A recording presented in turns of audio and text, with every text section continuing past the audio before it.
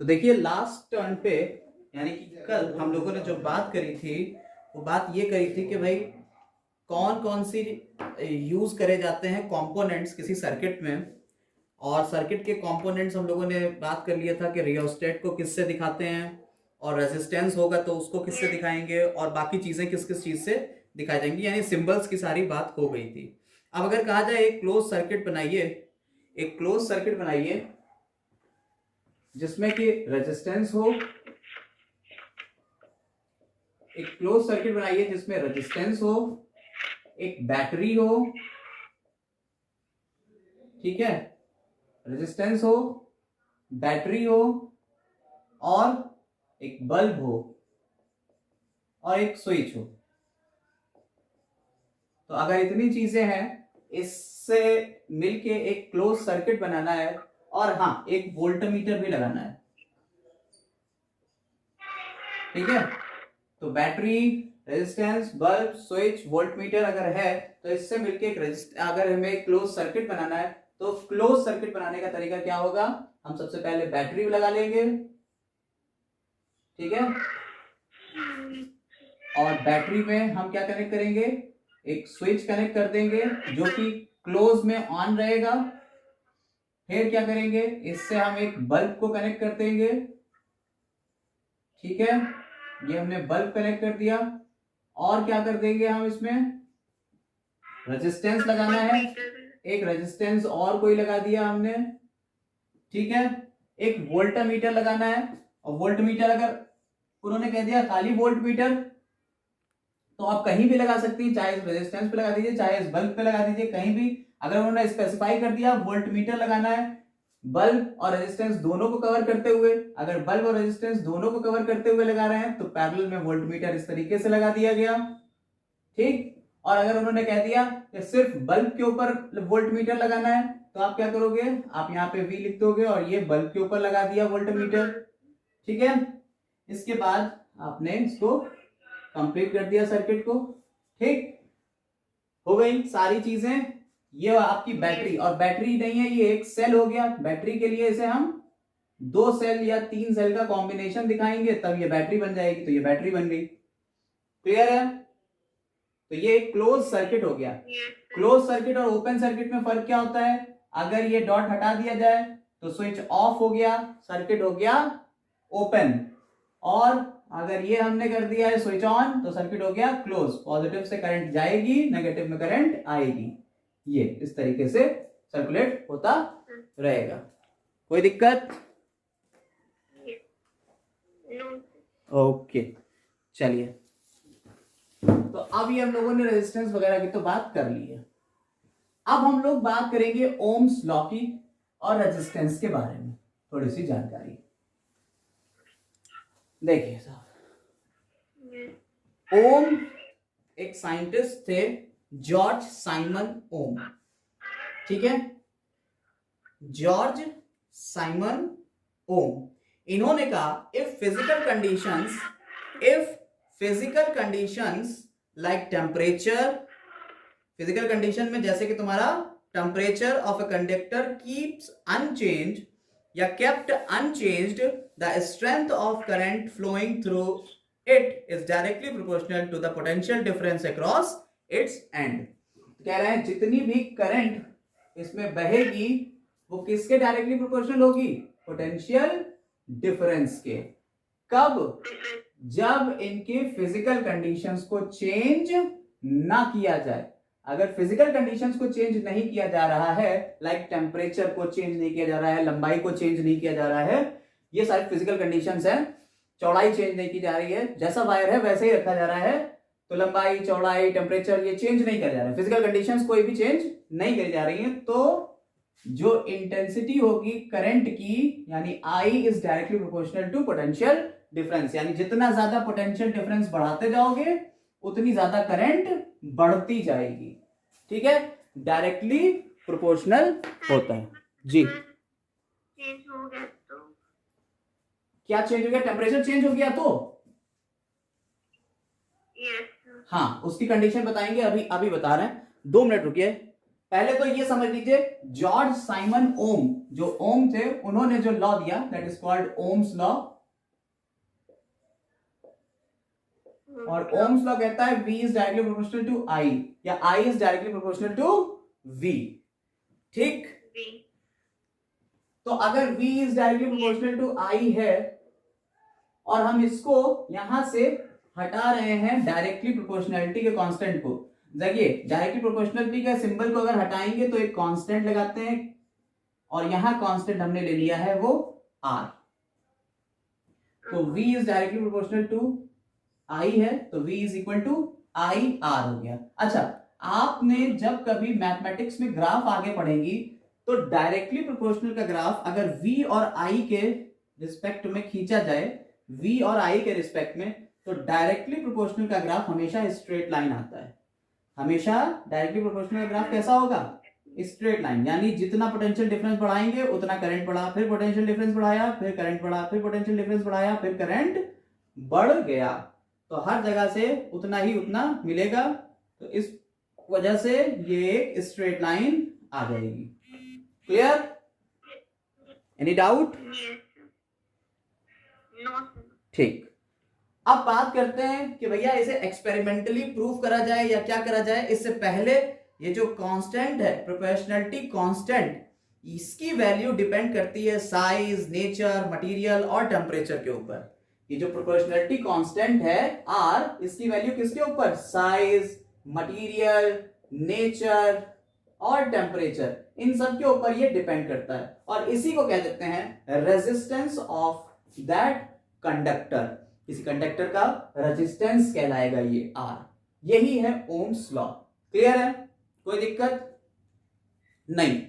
तो अगर हम R की वैल्यू कहें, किसी एक मटेरियल के लिए R की वैल्यू अगर वो चेंज नहीं हो रही है, उसकी कोई फिजिकल कंडीशंस, तो V अपॉन I जो है वो उसका कांस्टेंट रहेगा। हमेशा R जो है वो कांस्टेंट रहेगा, V अपॉन I हमेशा कांस्टेंट रहेगा। इसके लिए उन्होंने कहा कि एक्सपेरिमेंटली प्रूव भी करिए, एक्सपेरिमेंटली वेरीफाई करिए ओम्स लॉ को। तो ओम्स लॉ को एक्सपेरिमेंटली अगर वेरीफाई करना है तो आप क्या करोगे? आप कुछ चीजों का यूज करोगे, एक सर्किट डायग्राम बना लोगे। क्या करोगे आप? एक सर्किट डायग्राम बनाओगे, और सर्किट डायग्राम में क्या क्या चीजें होना चाहिए भैया? एक रेजिस्टेंस लगाएंगे हम,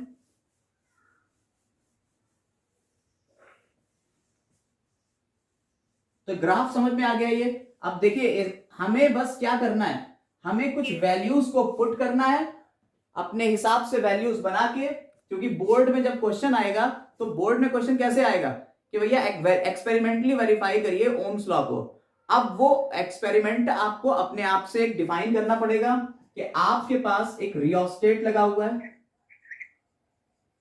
एक आपके पास क्या लगा हुआ है? रियोस्टेट लगा हुआ है, ठीक है। एक आपके पास रेजिस्टेंस लगा हुआ है, ठीक है। एक बैटरी है, एक आपके पास बैटरी है, ठीक है। एक आपके पास स्विच है, ठीक है। समझ में आ रही है बात या नहीं? और यहां आपका वोल्टमीटर लगा हुआ है।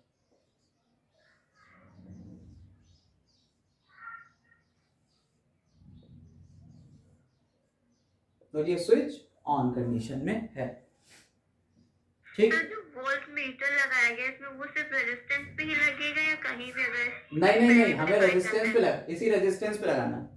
और साथ ही साथ करंट को मेजर करने के लिए, हमारे पास एक अमीटर भी होगा।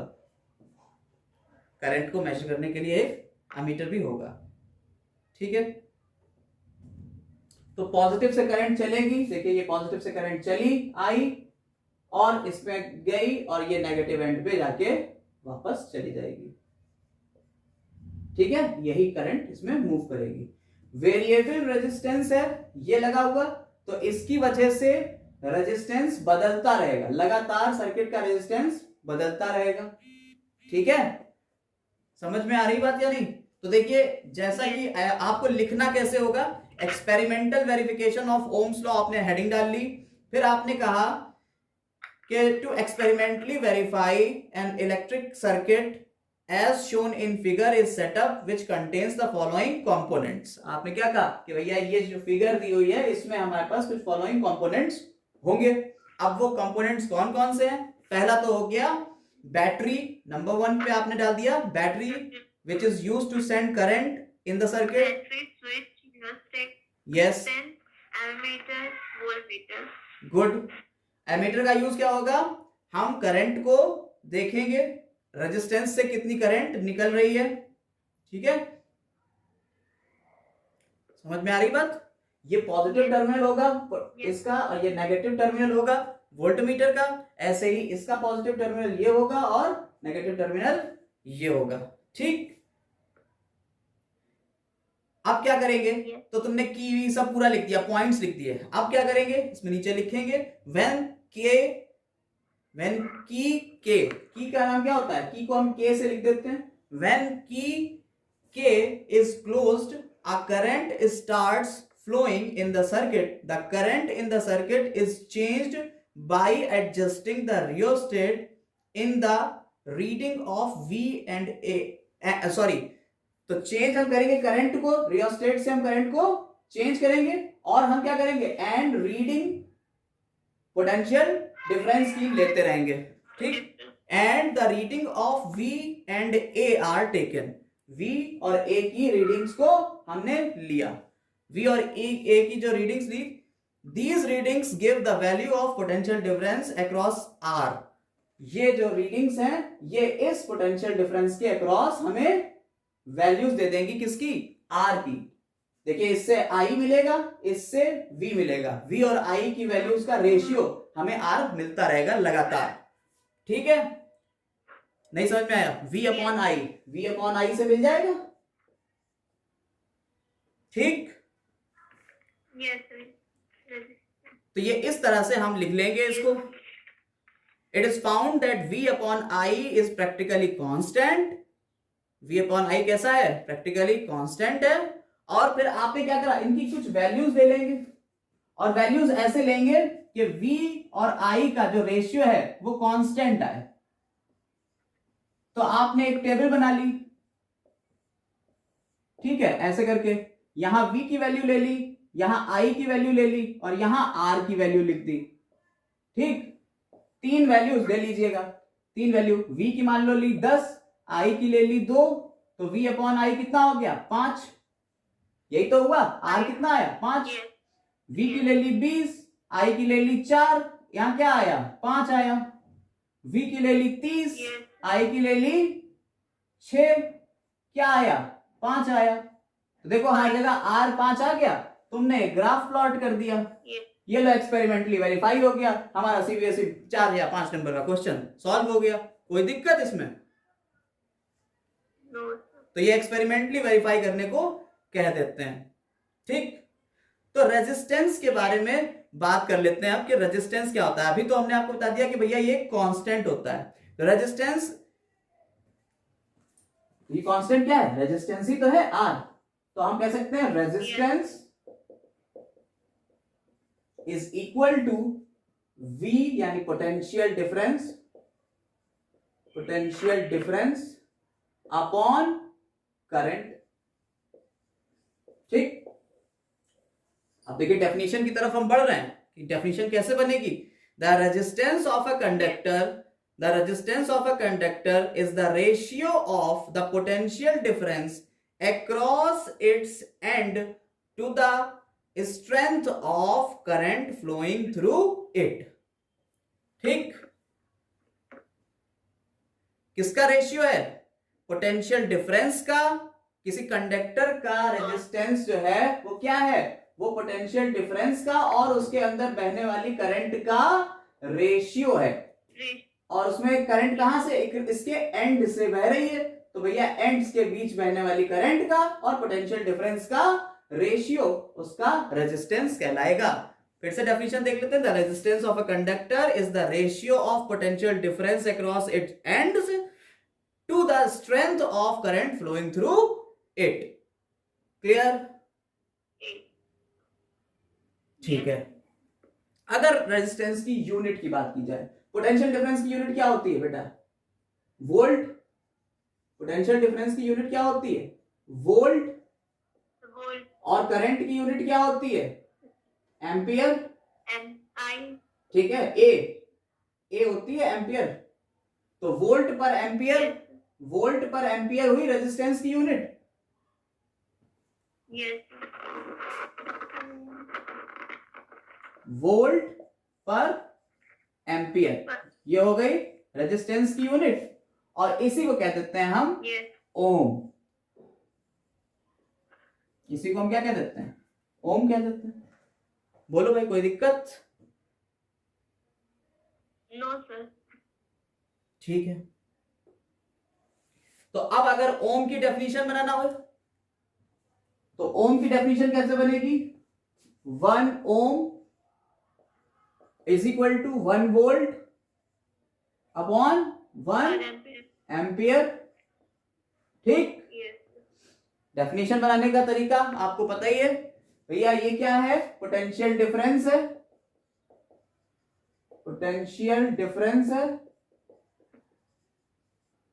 ये क्या है? ये है करंट। ये क्या है? ये है रेजिस्टेंस।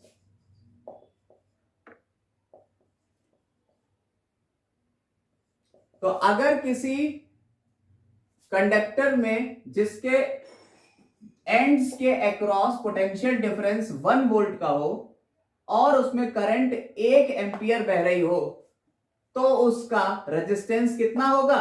1 ओम होगा। डेफिनेशन समझ में आई?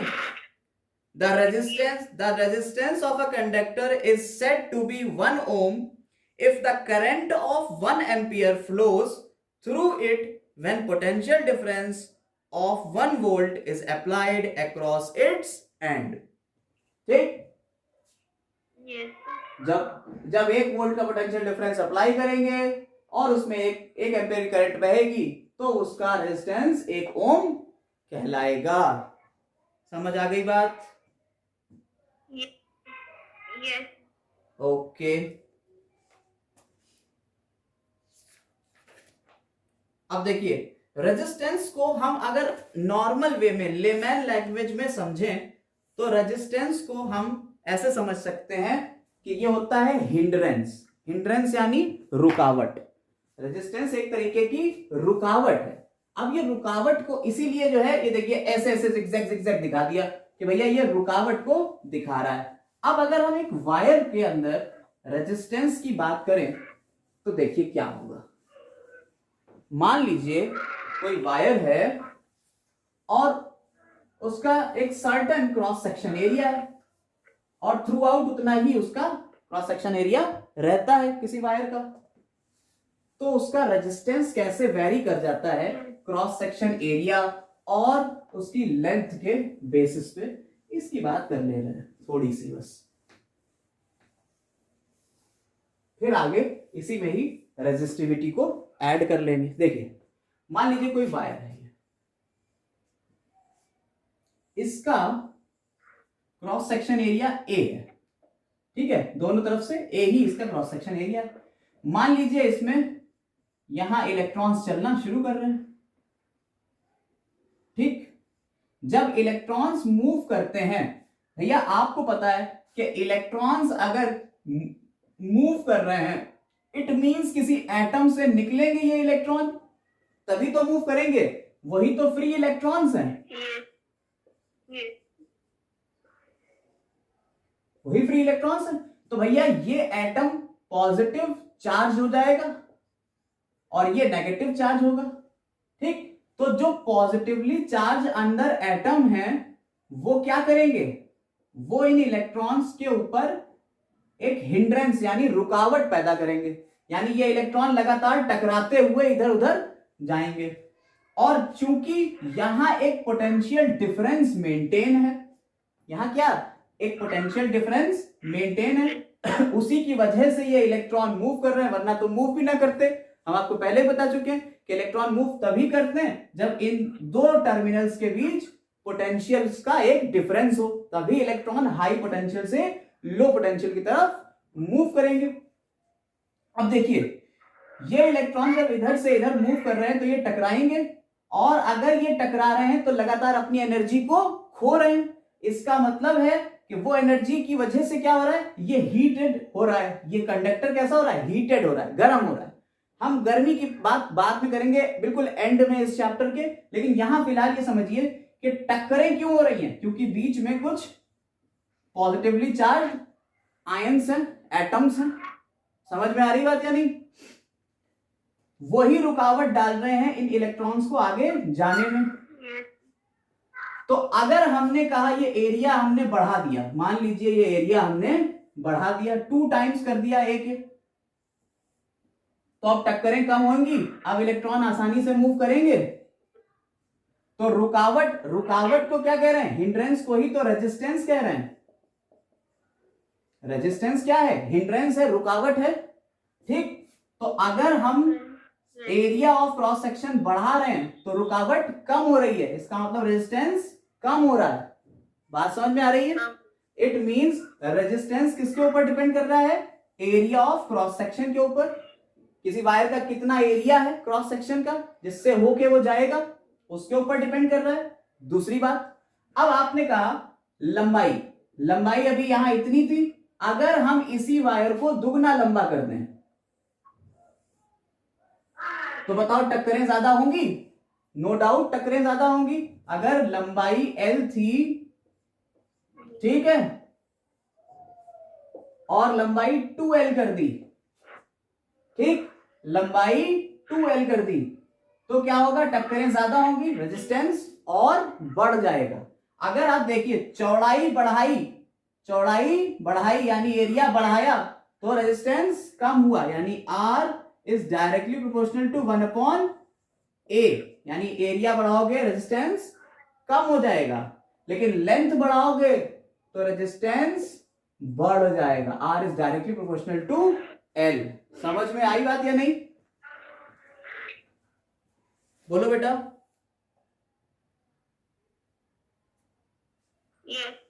ठीक है, तो लेंथ के डायरेक्टली प्रोपोर्शनल और एरिया के इनवर्सली प्रोपोर्शनल होता है रेजिस्टेंस। ठीक है।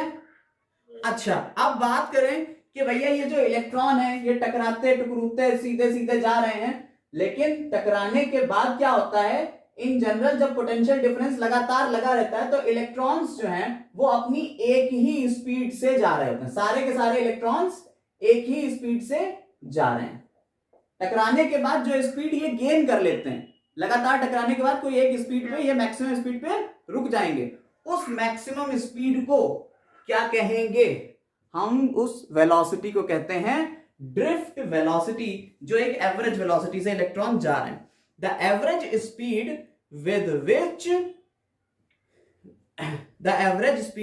With which the electron drift in a conductor having a potential difference across its ends is called drift speed या drift velocity। कोई दिक्कत? तो ड्रिफ्ट वेलोसिटी क्या है, ड्रिफ्ट वेलोसिटी एक एवरेज स्पीड या एवरेज वेलोसिटी है। क्लियर है बेटा? बोलो भाई।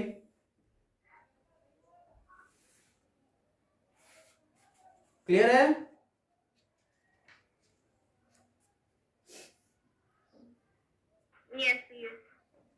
ओके, चलिए अब हम लोग इन 2 फैक्टर्स से कुछ और चीजें निकाल लेते हैं। हमने 2 पॉइंट पकड़ लिए कि रेजिस्टेंस जो होता है, हमें एक बात पता चल गई, ओम्स लॉ से हमें मिलता है रेजिस्टेंस, यानी V और I का रेशियो हमें बता देता है कि रेजिस्टेंस कितना है, जिसका जो यूनिट है वो है ओम। ठीक है, और ये रेजिस्टेंस 2 चीजों के ऊपर डिपेंड कर रहा है बेसिकली, किसके ऊपर, एरिया ऑफ क्रॉस सेक्शन के इनवर्सली प्रोपोर्शनल है और लेंथ के डायरेक्टली प्रोपोर्शनल है। ठीक है, अब हम इन्हीं 2 पॉइंट्स को पकड़ के चलेंगे और एक और नई चीज डिराइव करने जा रहे हैं। देखिएगा,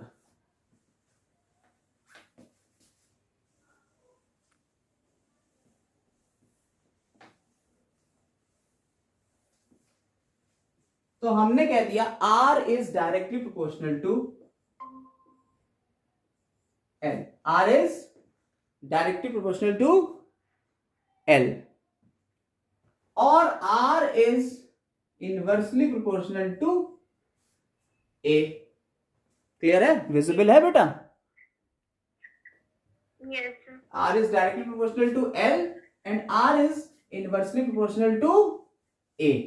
1/. ठीक है, हमने ये 2 पॉइंट्स देख लिए थे अभी। Inversely proportional to the cross section area से। हाँ, क्रॉस सेक्शन एरिया के इनवर्सली प्रोपोर्शनल है भैया। जितना एरिया बढ़ा रहे हैं उतना रेजिस्टेंस कम हो रहा है, बढ़ा रहे हैं तो कम हो रहा है, तो इनवर्सली प्रोपोर्शनल है।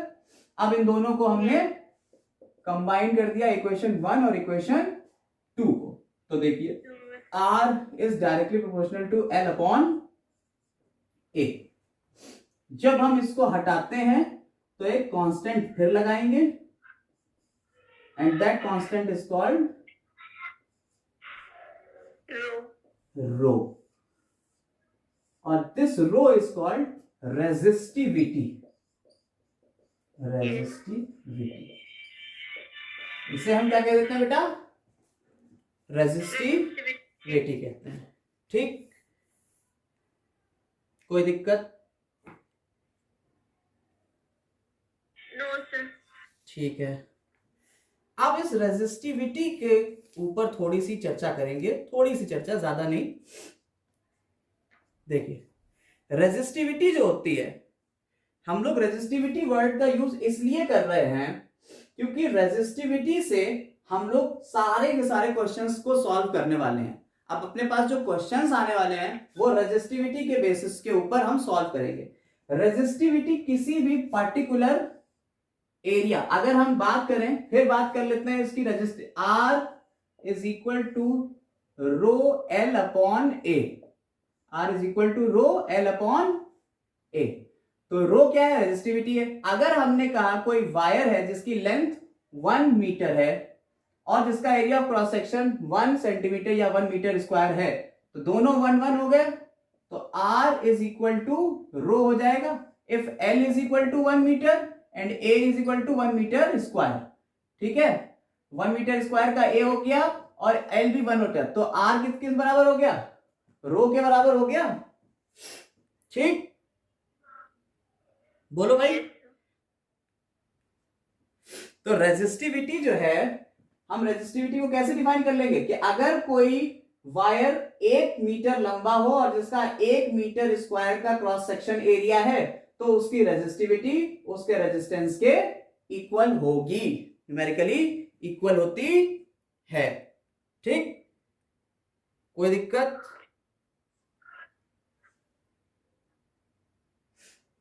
सर एक बार फिर से बता दीजिए। देखिए, हम इसकी डेफिनेशन बोल रहे हैं, चाहिएगा तो लिख लीजिएगा। Resistivity of a material is defined as the resistance offered by a cube. देखिए, ए क्रॉस सेक्शन एरिया किसका होगा भाई? कोई क्यूब होगा। वायर तो ऐसे थोड़ी होता है, वायर तो पूरा होगा ना, क्यूब में चलेगा ऐसे, यही तो होगा वायर, ऐसे ही तो आगे बढ़ेगा। ठीक है, तो कह रहे हैं अगर resistivity of a material is defined as the resistance offered by a cube of the material of side 1 metre with the current flow perpendicular to the opposite faces of the cube। दोनों के opposite faces पे perpendicular current अगर जा रही है तो resistivity को हम डिफाइन कर लेते हैं। ठीक, देखिए डिफाइन करने के 3-4 पैटर्न है। एक तो ये कह दिया इन्होंने, ठीक है, हालांकि और हम अगर इससे लें तो रेजिस्टिविटी क्या होगी? किसी मटेरियल की रेजिस्टिविटी उस रेजिस्टेंस के बराबर है अगर किसी वायर की लेंथ 1 मीटर है और उसका क्रॉस सेक्शन एरिया कितना है? 1 मीटर स्क्वायर है, तो उस वायर की रेजिस्टिविटी रेजिस्टेंस के इक्वल होगी। हमने डिफाइन कर दिया, सिंपल सी बात थी। कोई दिक्कत इसमें? नहीं है। ठीक है, अब रेजिस्टिविटी और रेजिस्टेंस चूंकि न्यूमेरिकली सेम है, और दोनों के दोनों रेजिस्टेंस और रेजिस्टिविटी मटेरियल के टेम्परेचर के ऊपर डिपेंड करते हैं, ठीक। लेकिन लंबाई बढ़े चाहे घटाएं, रेजिस्टिविटी किसी की मटेरियल की कैरेक्टरिस्टिक प्रॉपर्टी है। जरा याद रखिएगा इस बात को, किसी भी मटेरियल की रेजिस्टिविटी उसकी कैरेक्टरिस्टिक प्रॉपर्टी होती है, वो चेंज नहीं होती। आपने कहा भाई लंबाई हमने बढ़ा दी, कोई वायर था 1 मीटर का था, हमने 1 मीटर लंबा उसे और कर दिया, ठीक, तो लंबाई उसकी हमने और बढ़ा दी, 2 मीटर का कर दिया वायर, अब है ना, पहले 1 मीटर का था, अब कैसा हो गया वो 2 मीटर। अगर किसी चीज को खींचोगे तो उसका लंबाई तो बढ़ेगी लेकिन चौड़ाई तो कम हो जाएगी। एरिया मान लीजिए 1 मीटर था, वो 1 मीटर से कम होके क्या हो गया, आधा मीटर रह गया, ठीक। तो आपने कहा ऐसे इसके इसी के ऊपर अब क्वेश्चन कैसे आएंगे, हम उसके ऊपर चर्चा कर रहे हैं। इसके ऊपर क्वेश्चन कैसे आएगा कि भैया लंबाई किसी वायर को खींच के दुगना कर दिया गया है, तो एक वायर की लंबाई 1 मीटर थी, उसकी 2 मीटर कर दी गई दुगनी, और उसका एरिया आधा कर दिया गया, तो बताओ उस वायर का अब रेजिस्टेंस कितना हो जाएगा। तो आपको क्या पकड़ना होगा, आपको सबसे पहले रेजिस्टिविटी निकालना पड़ेगी, यानी वायर की सबसे पहले हमने इनिशियल रेजिस्टिविटी निकाल ली और फिर फाइनल भी हमने रेजिस्टिविटी के ही ऊपर फोकस किया। दोनों रेजिस्टिविटी सेम रहेंगी, रेजिस्टिविटी में कोई चेंज नहीं आएगा, लंबाई और चौड़ाई के बढ़ने पे रेजिस्टिविटी में चेंज नहीं आता है, बल्कि रेजिस्टेंस पे चेंज आ जाता है, ठीक है। कोई दिक्कत इसमें नहीं है, नो सर, ठीक है। तो रेजिस्टिविटी के ऊपर एक आध क्वेश्चन हो जाए। देखिए एनसीईआरटी में ही एक क्वेश्चन दिया हुआ है, एग्जाम्पल दिया हुआ है 12.6, a wire of given material having length L and area of cross section A and has resistance 4 ohm। 12.6 question है, ठीक है। what would be the resistance of another wire of the same material having length L/2 and area of cross section 2A, ठीक। Question मिला, NCERT का question है ये, solve question है।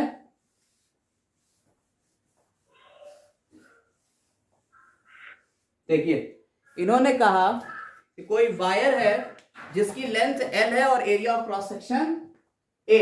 Case first में क्या कह रहे हैं, लेंथ जो है L है, एरिया ऑफ क्रॉस सेक्शन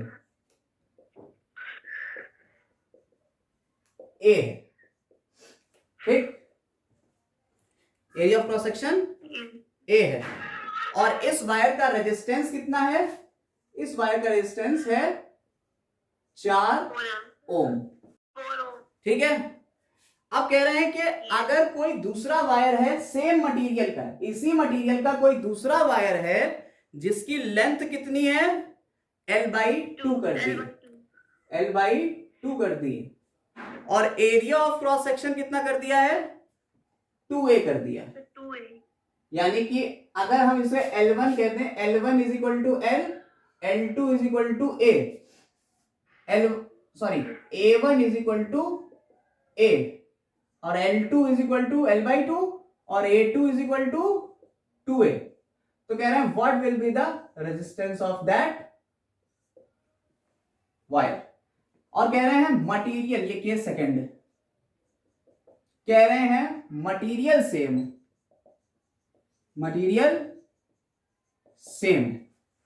अब क्वेश्चन देखिएगा, यहां पकड़ना है मटेरियल सेम है, तो रेजिस्टिविटी किसके ऊपर डिपेंड करती है, किसी मटेरियल की कैरेक्टरिस्टिक प्रॉपर्टी है, ये किसी मटेरियल की कैरेक्टरिस्टिक प्रॉपर्टी है।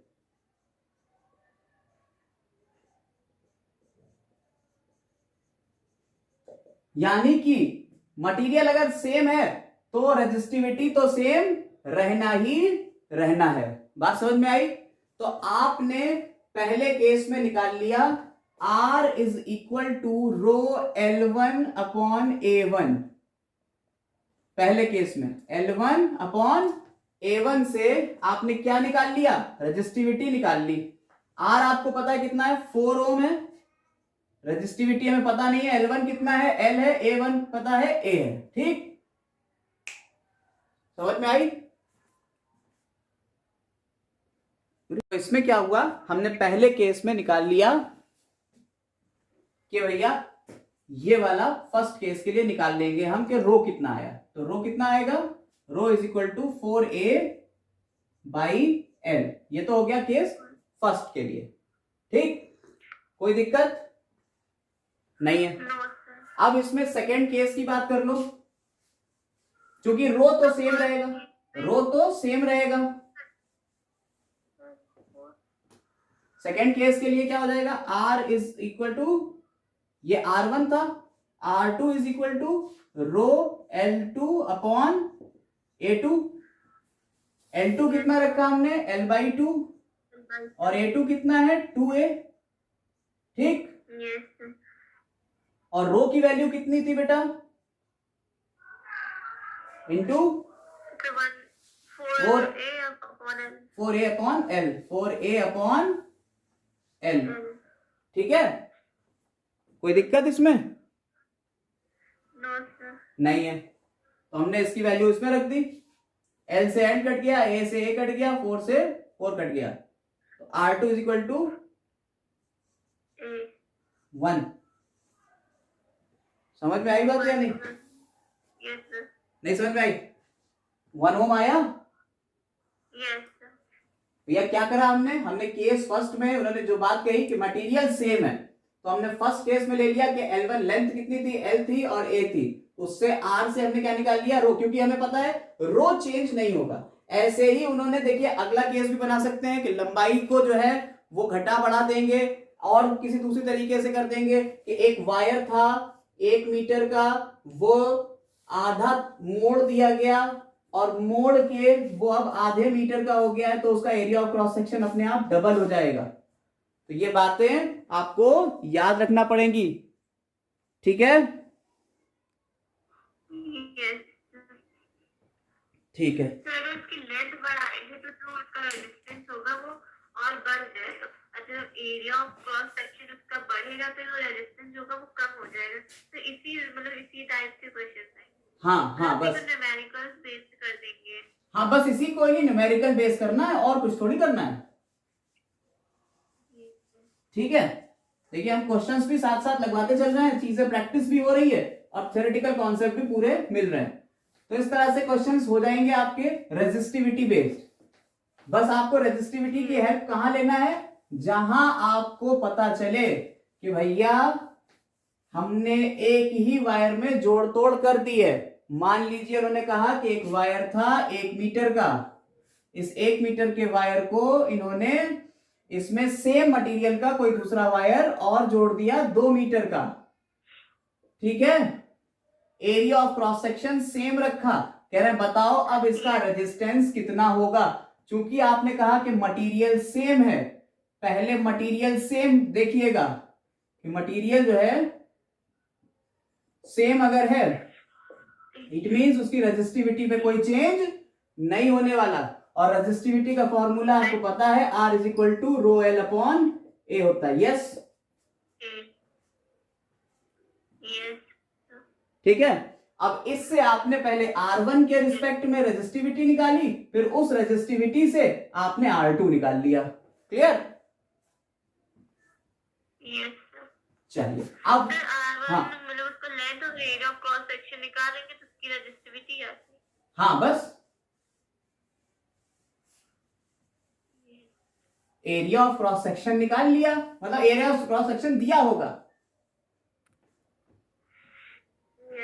ठीक, अब अगर उन्होंने कहा कि कोई वायर था, मान लीजिए जैसे इमेजिन करिए कि ये एक वायर था, इन्होंने कहा ये एक वायर है 1 मीटर का वायर है, इसको हमने मोड़ के एक ऐसा वायर बना दिया, दुगना कर दिया। तो देखें जब मोड़ेंगे तो नो डाउट जब ये डबल होगा तो इसकी लेंथ हाफ हो जाएगी, इसकी लेंथ हाफ हो जाएगी, और लेंथ हाफ होगी, एरिया ऑफ क्रॉस सेक्शन जो है, एरिया ऑफ क्रॉस सेक्शन कैसा हो जाएगा, area of cross section double हो जाएगा, 2a के करीब हो जाएगा। समझ में आई बात या नहीं, बोलिए। तो बस इसी बेसिस के ऊपर, अब वायर तो सेम है यानी मटेरियल सेम है, तो रेजिस्टिविटी हो गई उसकी सेम, और रेजिस्टिविटी सेम रख के हमने उसका न्यूमेरिकल सॉल्व कर लिया, कोई बड़ी चीज तो नहीं थी। ठीक है, अब बात कर लेते हैं कि भैया इसके कॉम्बिनेशंस कैसे होंगे, रेजिस्टेंस के कॉम्बिनेशंस कैसे चलते हैं। अच्छा दूसरी बात, अगर कभी उन्होंने वायर दिया और एरिया उन्होंने एरिया ना देके, देखिए एरिया ना देके उन्होंने क्या दिया, एरिया ना देके उन्होंने रेडियस दे दिया या डाया दे दिया, डायामीटर, ठीक। तो आपको पता है एक वायर जो है वो सिलेंड्रिकल होता है, एक वायर कैसा होता है, सिलेंड्रिकल होता है, और सिलेंड्रिकल में आपका जो ये होगा एरिया ऑफ क्रॉस सेक्शन निकाल लेंगे 2πr², यही होगा ना। तो किसी सिलेंड्रिकल एरिया का तुम निकाल लोगे अपने आप ही, 2πr² होता है। एरिया कितना होगा, सर्किल का ही तो निकलेगा ना, πr², ठीक। तो इस तरह से πr² से निकाल लेंगे, कोई दिक्कत नो। एक क्वेश्चन है इसमें, यही ऐसे ही करके कुछ क्वेश्चन है दिया हुआ।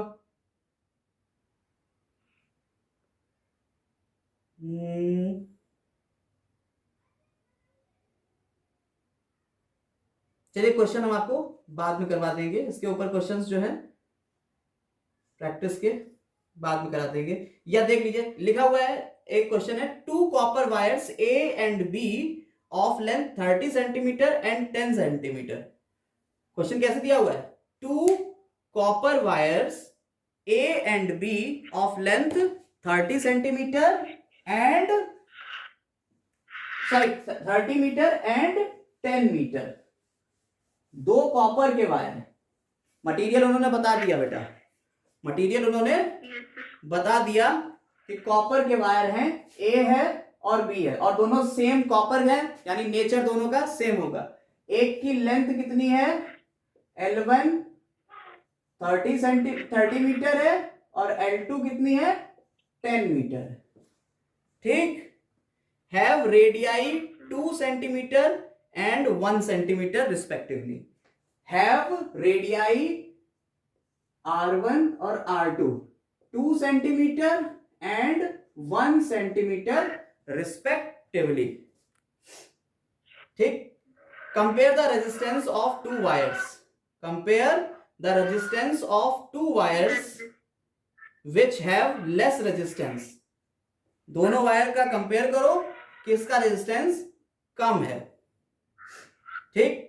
विच हैव लेस रेजिस्टेंस, दोनों वायर का रेजिस्टेंस कंपेयर भी करना है और यह भी बताना है कि किसका रेजिस्टेंस कम है। तो भैया इसके लिए रेजिस्टेंस निकालेंगे, R1 is equal to rho L1 upon A1, ठीक है, और इससे R2 is equal to rho L upon A। Rho तो सेम होगा, आपको पता है। इसके लिए अब A कहां से निकलेगा, πr² से, ठीक है, πr² से A निकल आएगा, ठीक। अब R आपको पता है ये सेंटीमीटर में, सेंटीमीटर को मीटर में चेंज कर लेंगे, 10⁻⁻3, ठीक।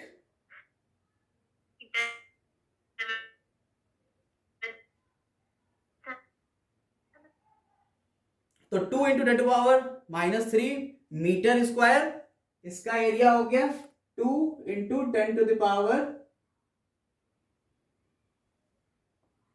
10⁻³ स्क्वायर इंटू पाई, ठीक। ये हो गया एरिया इसका, और इसका कितना हो जाएगा, A is equal to 1 pi 2 × 10⁻⁻3 metre square, metre square. समझ आई बात,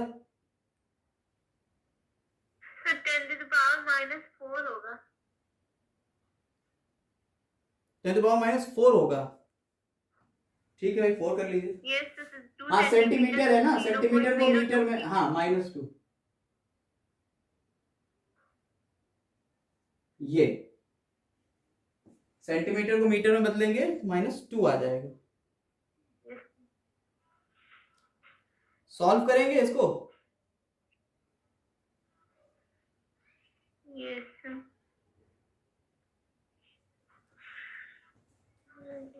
कंपेयर करने कह रहा है तो R1 अपॉन R2 कंपेयर करना ऐसे तो होता है। कंपेयर करना, जब भी कंपेयर करने कहें R1 अपॉन R2 कर देंगे। तो rho L upon A, rho L2 A2, ये भैया L1 A1 L2 A2 कर दो, L1 A1 कर लो। ठीक है, रो से रो तो कैंसिल हो गया। अब क्या होगा, ये R1 upon R2 is equal to A2 into L1 upon L2 into A1, यही हो जाएगा। तो ऊपर आ जाएगा 30 into pi 1 into 10 to power जो भी है। ठीक,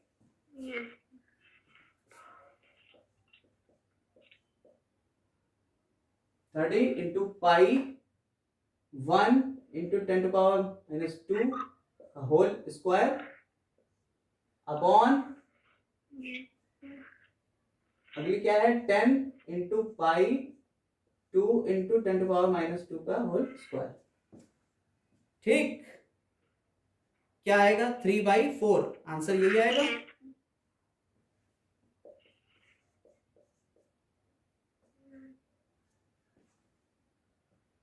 तो इससे पता चल गया कि भैया R1 छोटा है R2 से, R1 is less than R2। 3/4 से यही तो पता चल रहा है। तो ये R1 के लिए, ये R2 के लिए, तो R1 छोटा है R2 से। सिंपल, कोई दिक्कत इसमें? ठीक, चलिए इस तरीके के क्वेश्चंस आपके एनसीईआरटी में दिए हुए हैं, इसको लगाइएगा। फिर इसके बाद आगे रेजिस्टेंस का कॉम्बिनेशन बचा है अब,